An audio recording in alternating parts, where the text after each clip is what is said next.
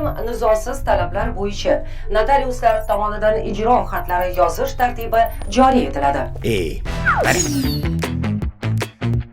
bunday ma'lumotlarni kengroq, tushuntiribroq aytiladi.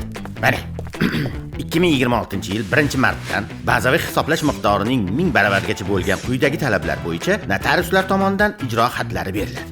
Notarial tasdiqlangan bitimlarga asoslangan talab, yozma va notarial tasdiqlangan bitim mavjud bo'lganda, undiruvni ko'char mol-mulkka qaratish to'g'risidagi talab, ijara to'lovlari, ko'p kvartirali uylardagi joylarning mulkdorlaridan majburiy badal va to'lovlar, kommunal va aloqa xizmatlari bo'yicha qarzdorlikni undirish to'g'risidagi talablar. Yana bir yangilik. 2026-yil 1-apreldan notarius lavozimida bo'lishning eng yuqori yosh chegarasi 65 yoshdan 70 yoshga oshiriladi. Bu hali hammasi emas. 2026-yil 1-yanvardan notarial harakatlarni amalga oshirish uchun notariusga O'zbekiston fuqarosining shaxsni tasdiqlovchi hujjatning aslini taqdim etish talabi bekor qilinadi.